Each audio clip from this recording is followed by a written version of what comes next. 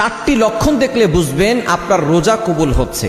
আমাদের রোজা কবুল হচ্ছে কি হচ্ছে না এটা কিন্তু আমরা অনেকেই জানি না, কারণ আমরা কতটুকু আল্লাহকে খুশি করার জন্য করছি এটা একমাত্র আমরাই ভালো জানি।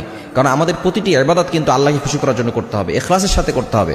ইবাদতের শর্তই হচ্ছে প্রথমে নিয়ত ঠিক রাখতে হবে, ইখলাস ভালো রাখতে হবে, যাতে করে আল্লাহর জন্য করা হয়। এজন্য আল্লাহ তাআলা বলে দিয়েছেন, ইন্না সালাতি ওয়া নুসুকি ওয়া মাহইয়া ওয়া মামাতি লিল্লাহি রাব্বিল আলামিন, my prayer, my sacrifices, my life, my death, always for Allah. আমার নামাজ, আমার কোরবানি, আমার সবকিছু, জীবন মরণ সবকিছু আল্লাহর জন্য। এজন্য রোজাটা আল্লাহর জন্য রাখতে হবে। এই রোজা কবুল হচ্ছে কিনা কিভাবে বুঝবেন? চারটি লক্ষণ দেখে। নাম্বার 1, এক নাম্বার হচ্ছে রোজা আমাদেরকে আল্লাহ তাআলা এই জন্য দিয়েছেন যাতে করে আমরা মুত্তাকি হতে পারি। আল্লাহ তাআলা নিজে বলে দিয়েছেন 2 নম্বর পারার 6 নম্বর পৃষ্ঠা 11-12 নম্বর লাইন সূরা বাকারা 183 নম্বর আয়াত।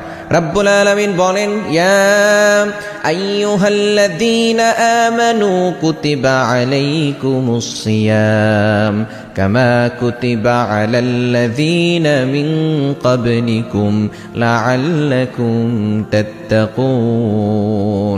এক নাম্বার হচ্ছে রোজার উদ্দেশ্যই হচ্ছে আমরা যাতে করে মুত্তাকি হতে পারি।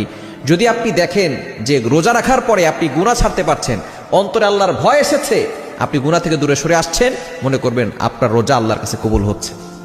আপনি রোজা রাখার পর যদি আপনি দেখেন যে হ্যাঁ আপনি গুনাহ ছাড়তে পারছেন, একটা সময় আপনি গুনাহ করতেন, এখন গুনাহ ছাড়তে পারছেন, এখন আপনার অন্তরে আল্লাহর ভয় আসছে, আপনি আল্লাহর ভয়ে সকল গুনাহ ছেড়ে